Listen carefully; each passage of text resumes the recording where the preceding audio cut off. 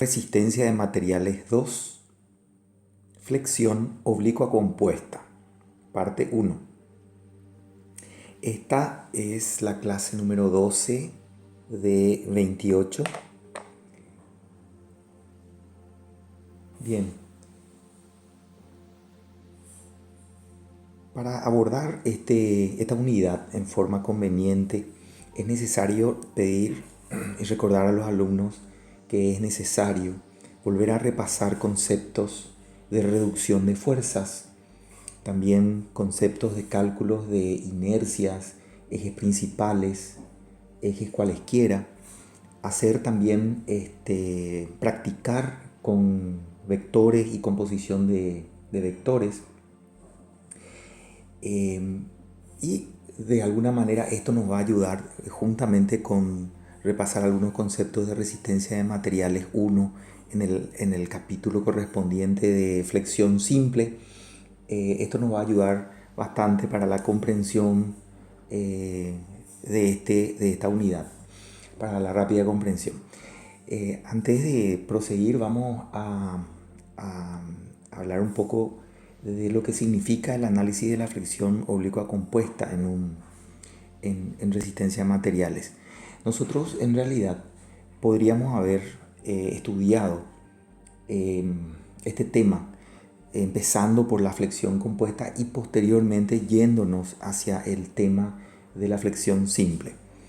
Normalmente los libros y nosotros también lo hacemos en forma inversa, o sea, vamos de lo simple a lo más complejo, donde lo simple es la flexión simple y lo más complejo es la flexión oblicua compuesta, que básicamente consiste en la diferencia con la flexión simple es que aparece en primer lugar un plano de cargas que es distinto a los ejes principales, o sea, las cargas exteriores aplicadas a una viga en una sección determinada no pasan por los ejes principales. Y la segunda diferencia con la flexión simple es que aparece una carga normal.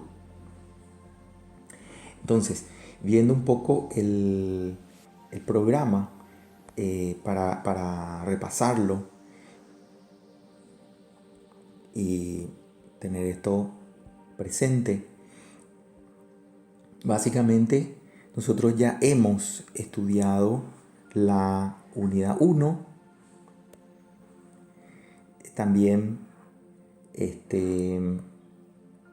hemos estudiado la unidad 2, también vías de dos materiales, hemos terminado la unidad 3, recipientes de revolución, y ahora estamos arrancando la unidad 4. La unidad 4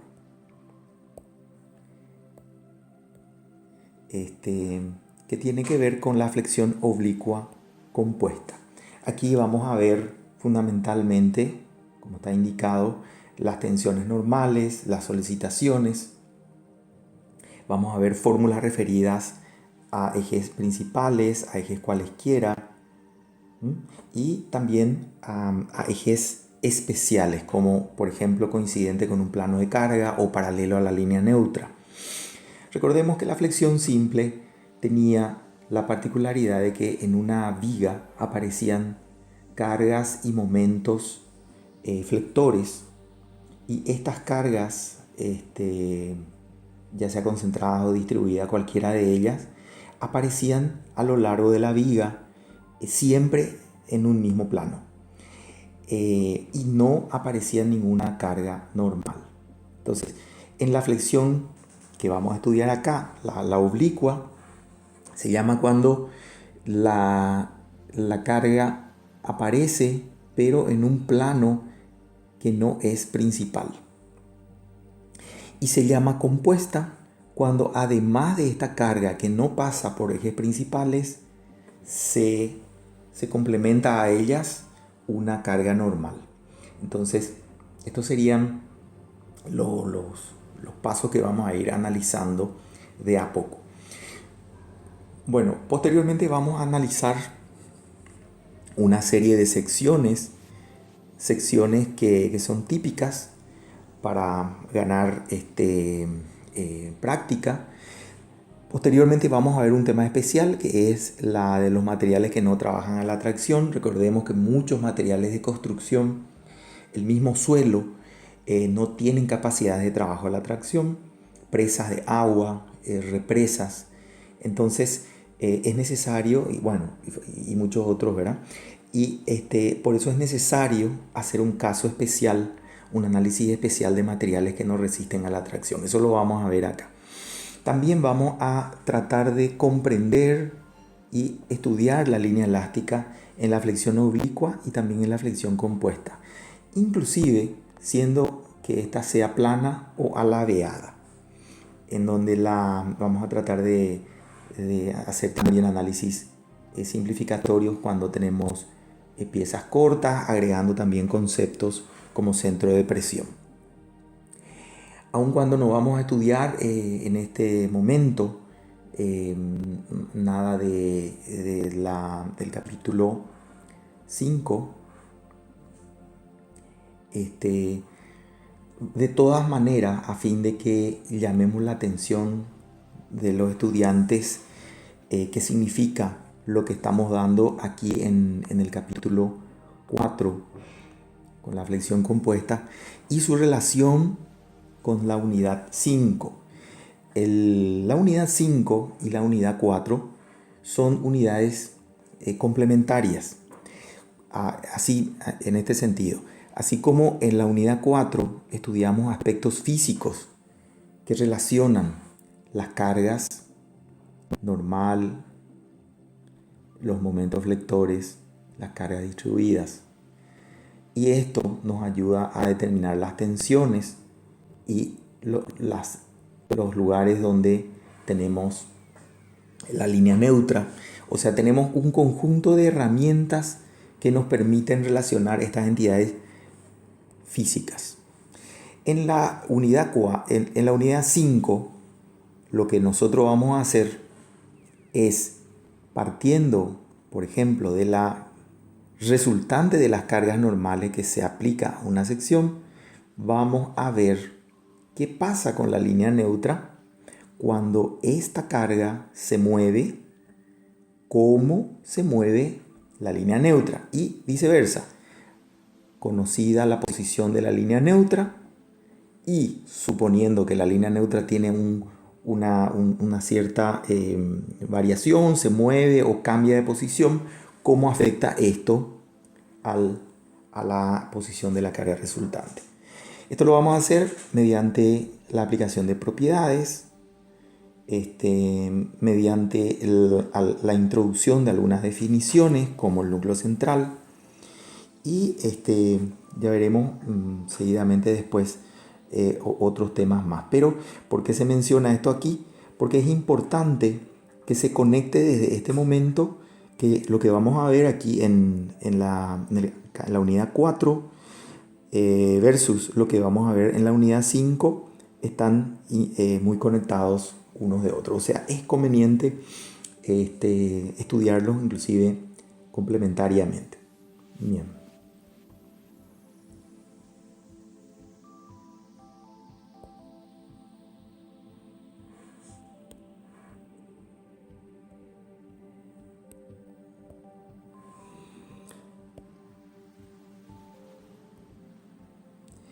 Entonces,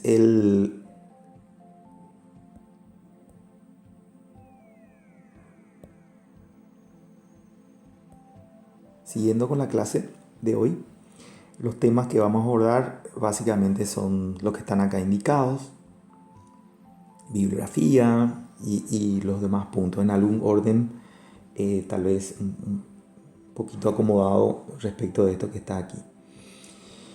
Respecto de la bibliografía recomendada, siempre estamos sugiriendo, y acá también ese es el caso, el pop-up como libro de cabecera. Aquí están indicados también los capítulos y los lugares donde vamos a encontrar la información. Pero también existe muy buena información en el Ortiz Berrocal, en el capítulo 6, donde se podría ver prácticamente todos los contenidos que estamos viendo aquí. Absolutamente estos no son los únicos libros que existen sobre la flexión compuesta, existen muchos otros.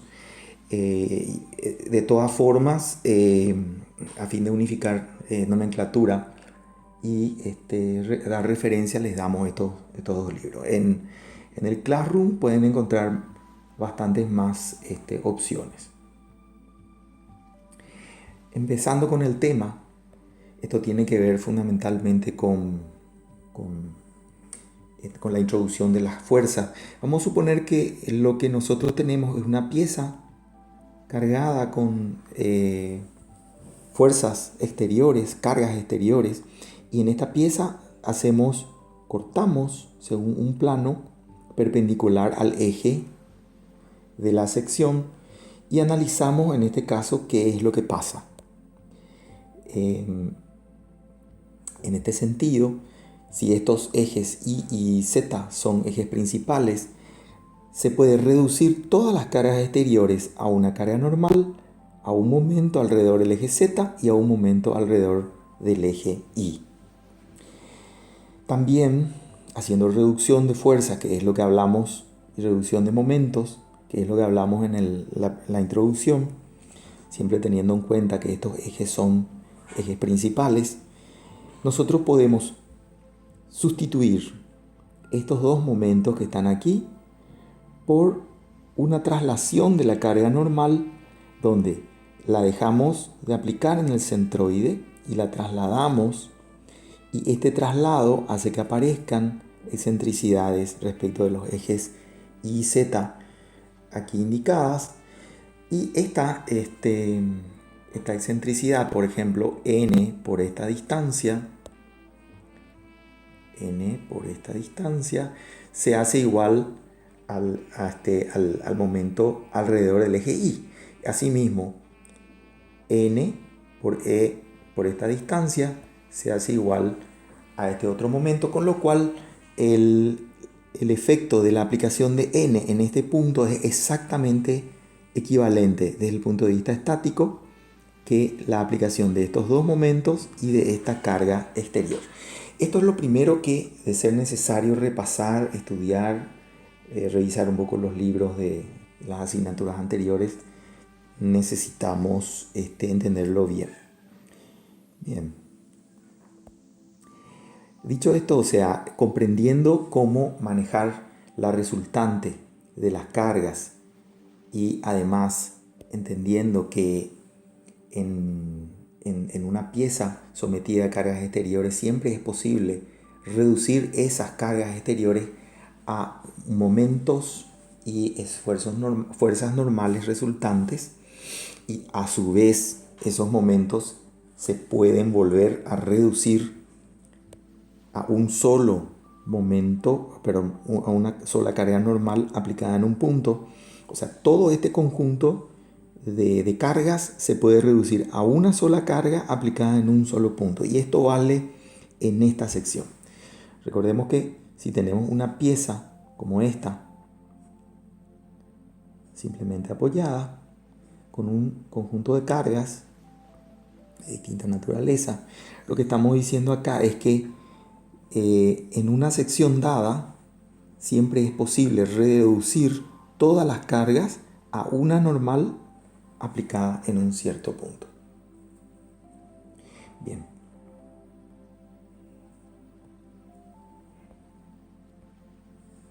Acá tenemos algunos ejemplos para reforzar el concepto anterior. Esta es una viga simplemente apoyada con cargas que están todas coplanares. Al estar todas coplanares, la línea elástica también se convierte en una línea elástica plana. Esto lo vamos a ver más adelante con más detalle. Asimismo, y como es el caso más general, cuando no existe un único plano de carga,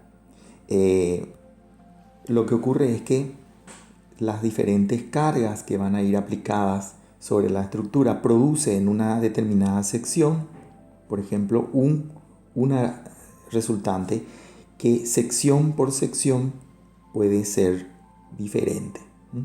Entonces esto es un poco lo que se está indicando con esta gráfica. Esto lo que trae como consecuencia es que la línea elástica no está contenida en un solo plano, sino que se vuelve alabeada.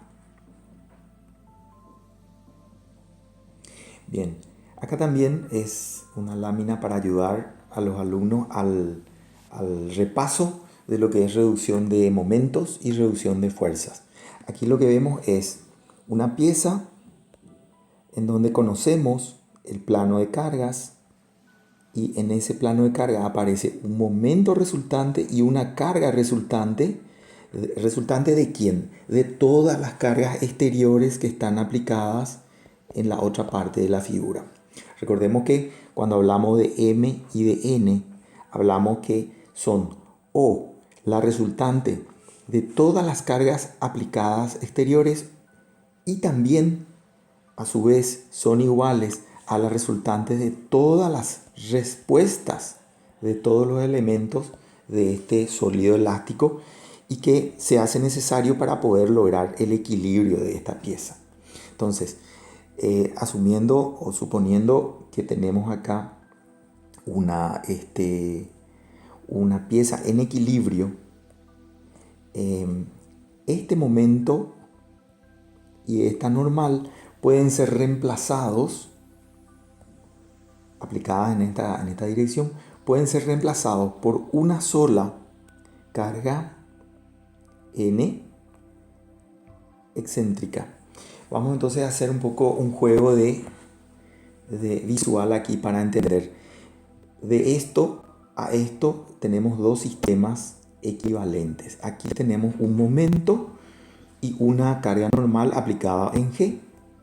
Y aquí tenemos el mismo sistema de cargas, pero a través de una única carga con una excentricidad N, ambos con efectos estáticos equivalentes. Hasta este momento estamos analizando en ejes principales y Z, pero aclarando que esta traslación o esta reducción de fuerzas y de momentos no tiene que ver con que estemos analizando ejes principales, es más bien una composición vectorial hasta este momento. La necesidad de que estos ejes sean principales la vamos a ver seguidamente. Aquí lo que vemos básicamente es, estamos ya analizando una pieza donde tenemos cargas, aparecen otra vez estas cargas, estos momentos aquí y esta carga normal en el centroide. Y lo que decimos aquí es que por efecto de este momento lo que ocurre es que toda esta zona, por ejemplo, se comprime. Vamos a cambiar de color aquí. Y por lo que decimos también que por efecto de este momento, toda esta zona que está aquí, por ejemplo, se comprime.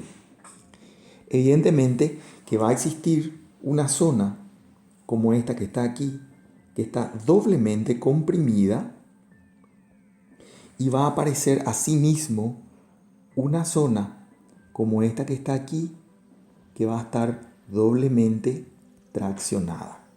Entre estas dos zonas también se puede ver claramente que va a haber una zona especial a la cual le llamamos línea neutra, en donde los efectos combinados de estos momentos van a provocar que sea cero la tensión en esta dirección. Bien, entonces esto lo que nosotros hacíamos en el caso de la flexión simple era sencillamente aplicábamos la fórmula de la flexión alrededor del eje,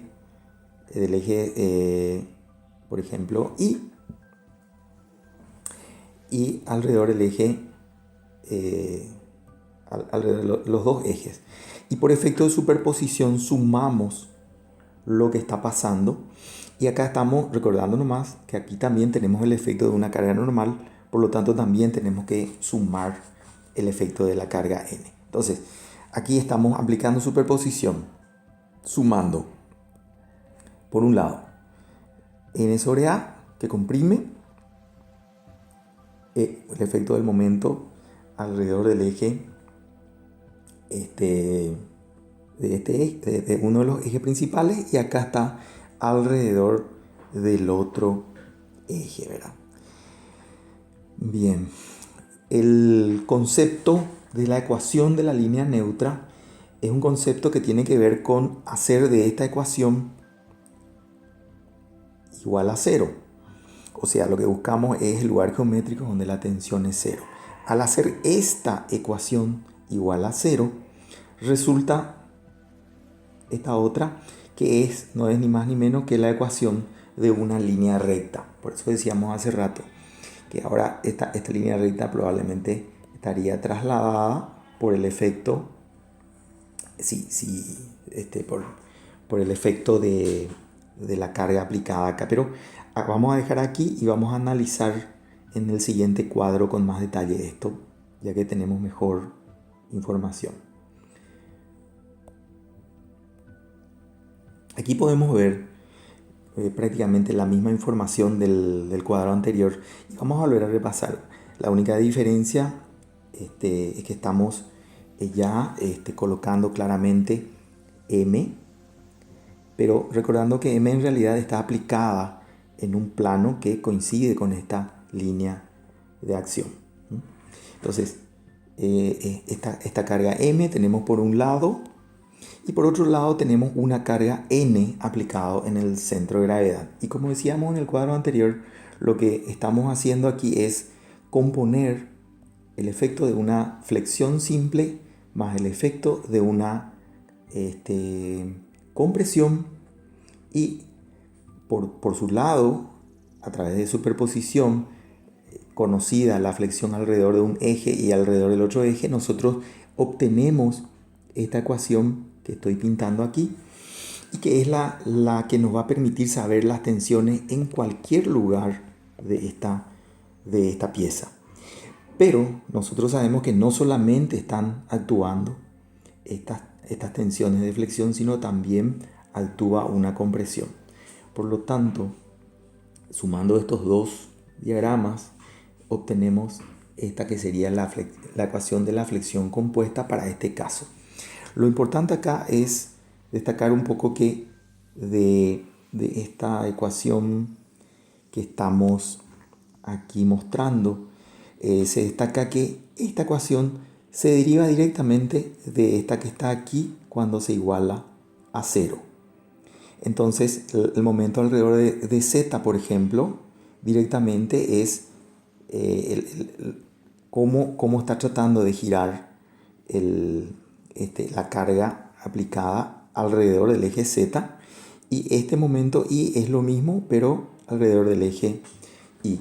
Entonces, cuando esto se iguala a cero, resulta esta ecuación, que la vamos a entender mejor en la siguiente lámina, pero que por el momento lo que significa esto es que existe una relación única y muy especial entre la dirección de la línea neutra. Esta línea neutra y esta línea neutra son paralelas entre sí, pero esta es la línea neutra que aparecería si exclusivamente tuviéramos un efecto de flexión, sin el efecto de la carga normal aplicada. Entonces, lo que dice esta ecuación es que esta pendiente con esta pendiente, alfa y beta, están relacionadas entre sí solamente por una relación geométrica, no depende de las cargas. En esta lámina, que es la misma situación anterior, con la única diferencia que estamos nosotros reemplazando la carga M y la carga N que estaba aplicada originalmente aquí. Estas dos eran situaciones de la lámina anterior. Ahora lo que estamos haciendo es trasladar N a este lugar. Por lo tanto, los efectos de M se sustituyen. Entonces, ocurre que E sub I por N se constituyen en el momento alrededor del eje Z, y la misma cosa, esto viene a ser el momento alrededor del eje Y, o sea, N por E sub z. Fíjense que son las mismas ecuaciones, pero ahora ya las escribimos en función de n. Por lo tanto, cuando esto se iguala a 0, como dijimos hace un momento, lo que ocurre es que se simplifican las cargas n y de ahí deriva directamente esta ecuación. Recordemos que estamos analizando siempre ejes principales. Aún así, siempre se puede volver a seguir el mismo proceso de superponer la flexión con la compresión y llegamos nuevamente a esta expresión. Aquí en esta expresión, fíjense ya que en todos los componentes aparece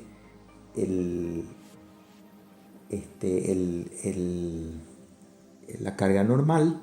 Por lo tanto, queda en evidencia que cuando buscamos la línea neutra, dicha dirección independe o es independiente completamente del valor de la carga exterior. Sí, depende de la posición y depende de la geometría de la sección.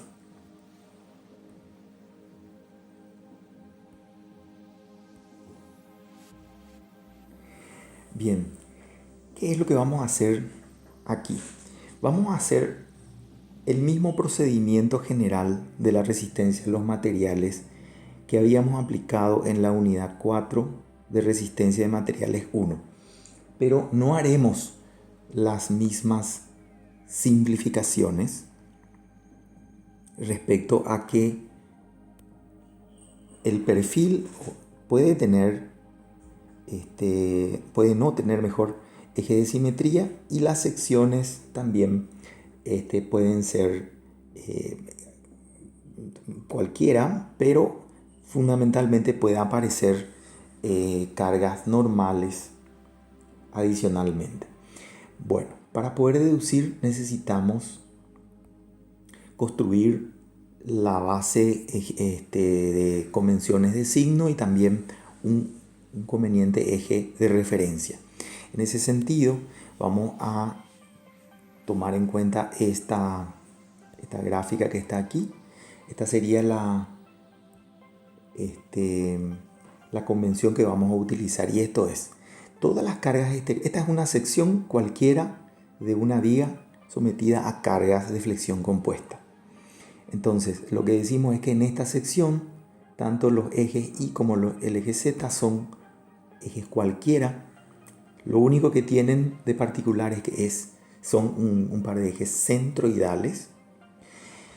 Y lo único que sabemos también es que está aplicado en un punto determinado una resultante de las cargas exteriores a la cual le denominamos N. Y asumimos una convención de signos simplemente para poder construir la fórmula. Decimos que los momentos que genera N alrededor de Z y de I son positivos si comprimen el primer cuadrante. Y por otro lado, asumimos o suponemos que N va a ser positivo si tracciona la sección. Y por supuesto negativo si comprime la sección. Dicho esto, nosotros podemos proceder a escribir algunas relaciones. Por ejemplo, lo primero es que la hipótesis de Navier, en este caso también funciona. Se supone que funciona. ¿Y por qué se supone? Porque las pruebas de laboratorio y la evidencia nos lo dice. Esto significa también de que la expresión de la tensión en función de la posición es un plano. O sea, sigma igual a AZ más BI más C. No sabemos cuánto vale A, ni B, ni C, pero sabemos que la forma es la ecuación de un plano. Esto es lo mismo que nosotros dedujimos cuando analizamos esto en la fórmula de la flexión simple. Por otro lado, estamos escribiendo la relación que hay entre el momento Z y el momento I. Y escribimos después las ecuaciones de equilibrio. Por un lado, el n es la suma de esfuerzos normales o de las fuerzas normales a lo largo de toda la pieza. También el momento alrededor del eje Z es igual a la fuerza multiplicado por la distancia I. Momento alrededor del eje Z es igual al diferencial fuerza multiplicado por la distancia I.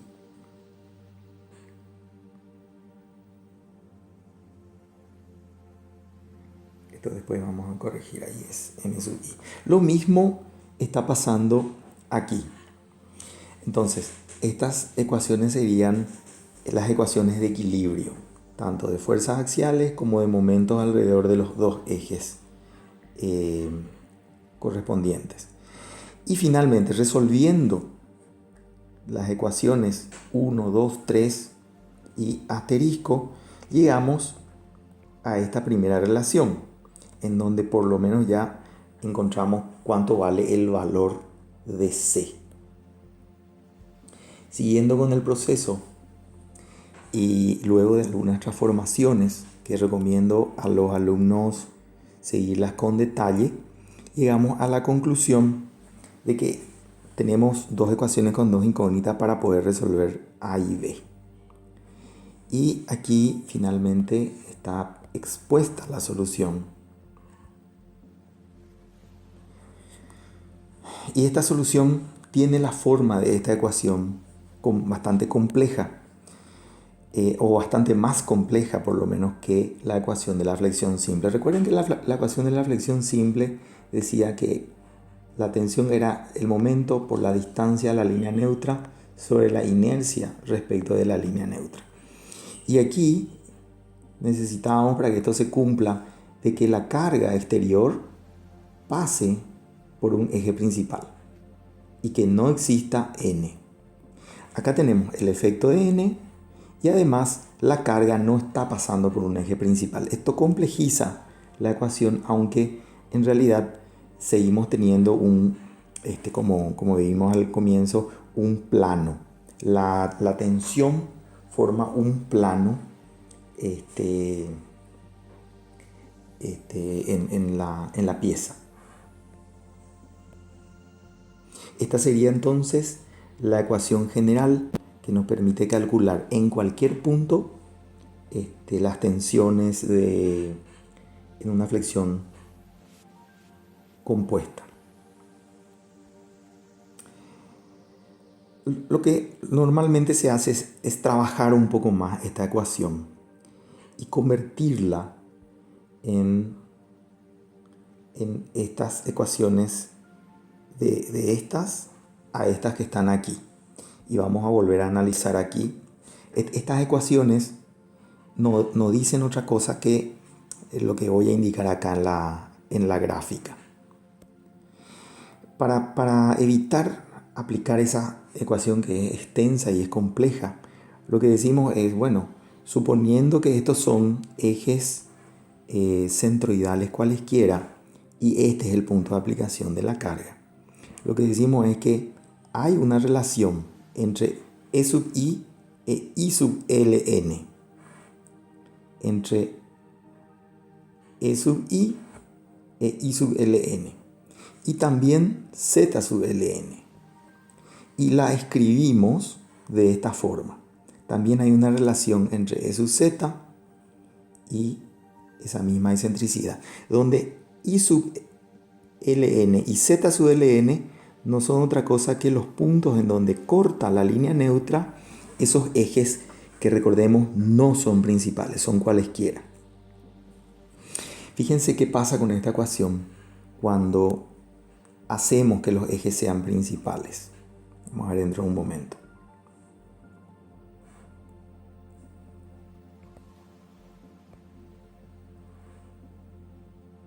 Bien.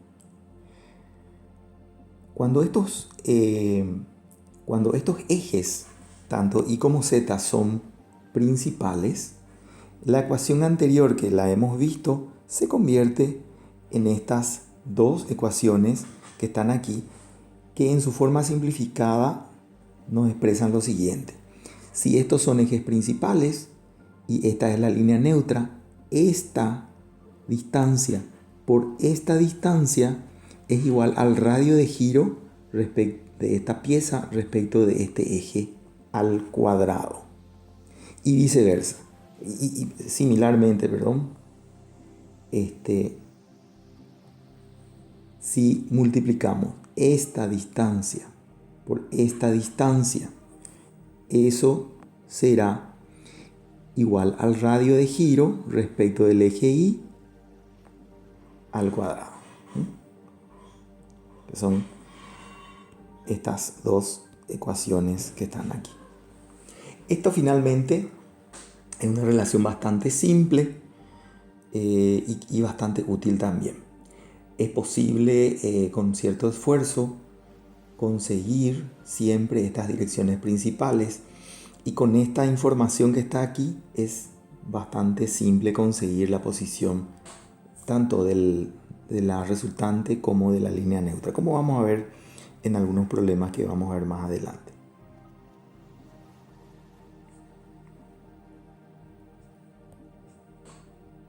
Un aspecto también importante que acabamos de ver aquí y tiene que ver con esta ecuación importante que dedujimos, así como acabamos de ver que esta ecuación cobra o se transforma mejor en esta ecuación que está aquí, bastante más simple. Si nosotros trabajáramos esta ecuación que está aquí, suponiendo por ejemplo que los ejes son paralelos, estos ejes y Z, donde se está colocando la ecuación, son paralelos por ejemplo a la línea neutra o son coincidentes con la línea de aplicación de cargas, esta ecuación va cambiando de cara, y eso es un poco lo que vamos a ver más adelante. En algunos casos ese cambio de cara nos puede favorecer. Veamos acá por ejemplo de esta ecuación larga para ejes cualesquiera se puede transformar simplemente a esta ecuación que está aquí, mucho más simple, cuando la fórmula es referida a los ejes centroidales, pero uno de ellos coincide con el plano de carga. Y asimismo, si uno de los ejes es paralelo a la línea neutra, también ocurre una simplificación muy importante que está aquí indicada en esta lámina. La simplificación clave aquí está dada por la ecuación I sub ln por a igual a I sub z a cuadrado. Fíjense, la inercia respecto de este eje que es paralelo a la línea neutra es igual a la distancia de la línea neutra a ese eje multiplicado por a, que es la posición de n. O sea, si nosotros conocemos n o no conocemos, pero sí conocemos estas coordenadas, esta relación que está aquí clave nos permite realmente construir un montón de herramientas para poder resolver problemas.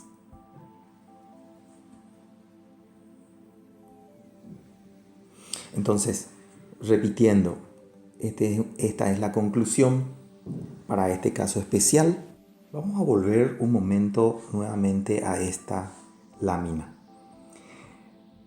Simplemente es para resaltar que el conocimiento de la línea neutra implica que los puntos más alejados de la línea neutra son los puntos más solicitados.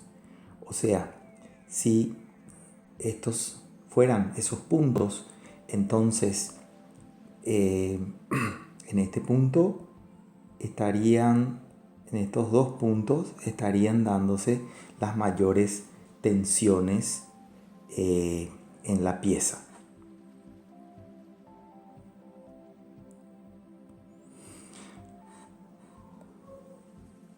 Muy bien.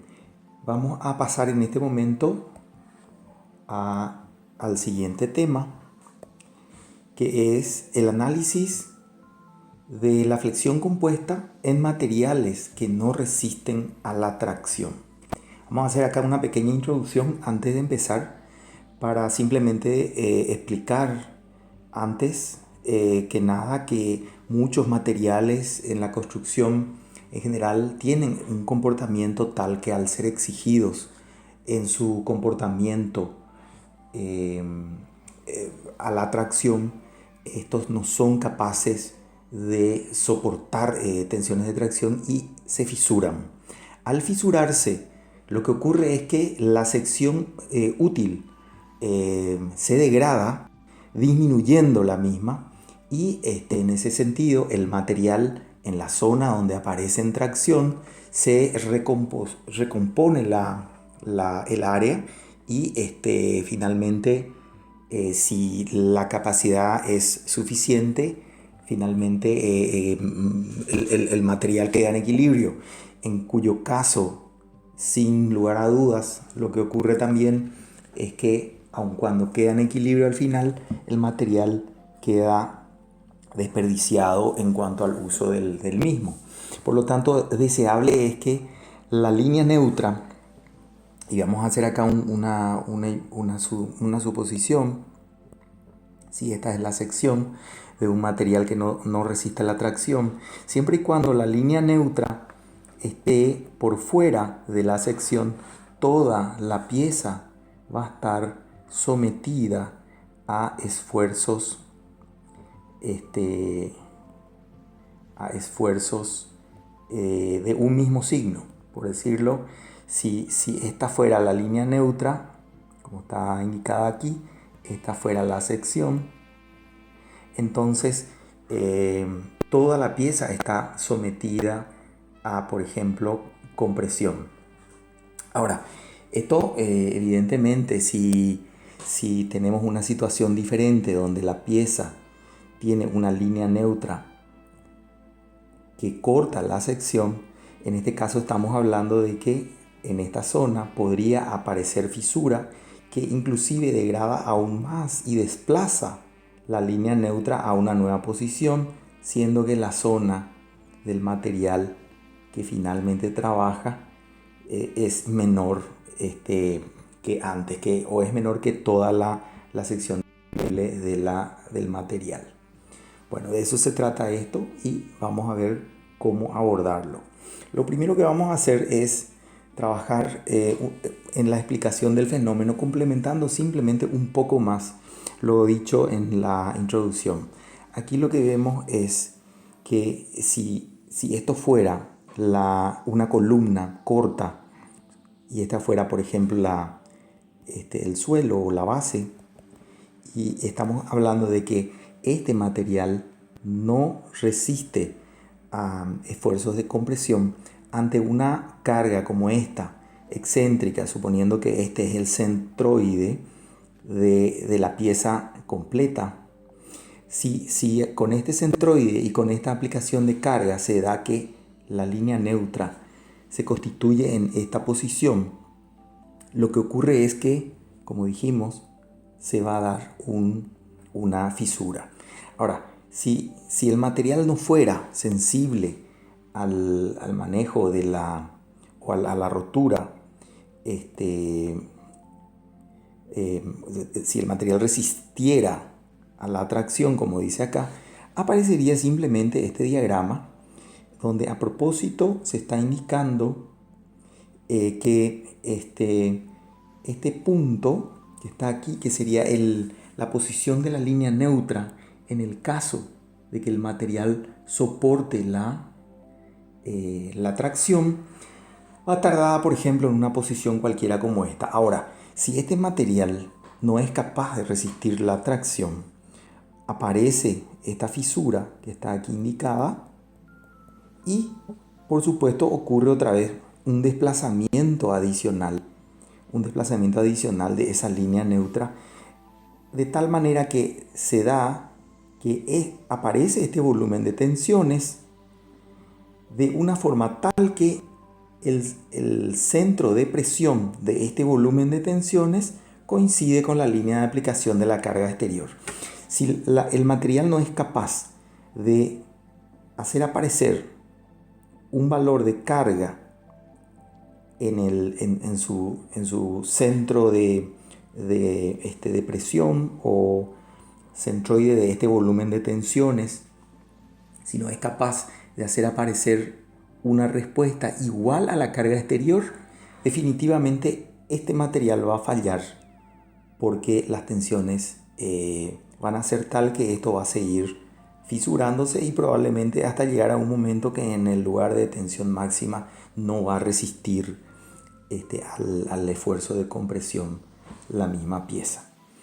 Bueno, esto es lo que tenemos que ver con la cuestión de la explicación del fenómeno. Acá se pueden fijar que siempre, estas son más bien características que tienen que ver con la flexión compuesta. A nivel del centro de gravedad, sabemos que la tensión es la fuerza dividido el área total, en el caso de que trabaje toda la pieza.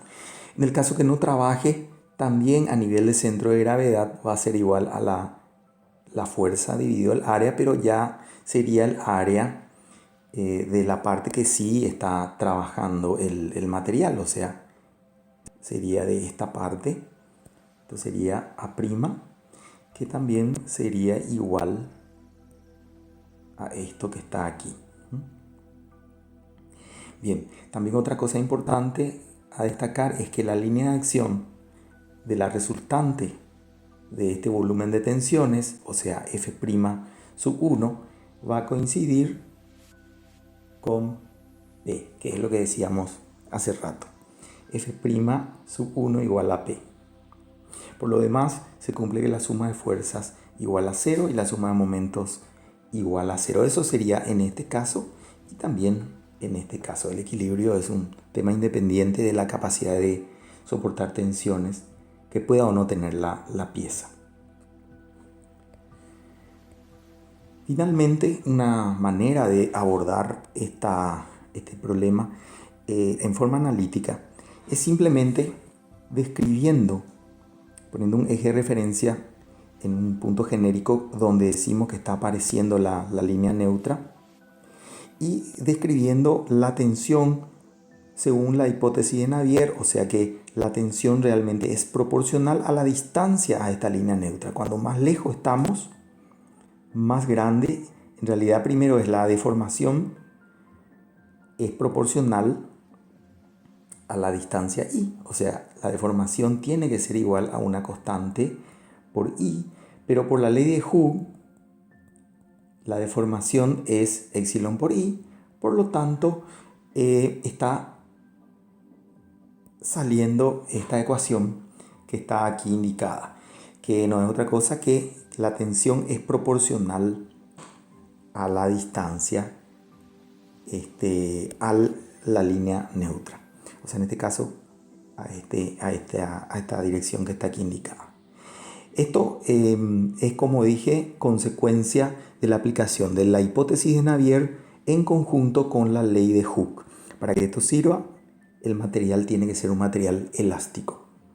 Bueno, dicho esto, o con estos conocimientos que también están acá expresados, se aplica una sumatoria de fuerzas en la dirección normal igual a 0 y una sumatoria de momentos alrededor de la línea neutra también igual al momento exterior, que en este caso es N por A, o sea, la carga exterior N por A, que se constituye en un momento exterior, está indicado aquí, tiene que equilibrar la sumatoria de los momentos, que es fuerza por distancia, que aparecen en los diferentes puntos respecto del eje de referencia, que es la línea neutra en este caso que estamos analizando.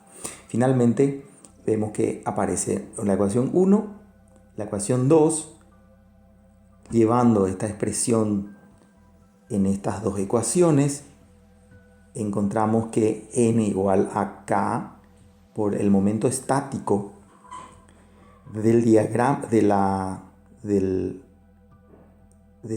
parte que trabaja respecto de la línea neutra. Eso es esta expresión m sub s ln, aparece acá aquí. Y por otro lado, el momento flector, o el momento que genera n por a alrededor de la línea neutra, no es otra cosa que la inercia por k. Obviamente acá se puede ver, combinando estas ecuaciones, que a sale igual, o sea, esta distancia a sale igual a el cociente entre la inercia respecto de la línea neutra y el momento estático respecto de la línea neutra. Esto es muy importante porque es suficiente en este punto para poder resolver los problemas que vamos a abordar.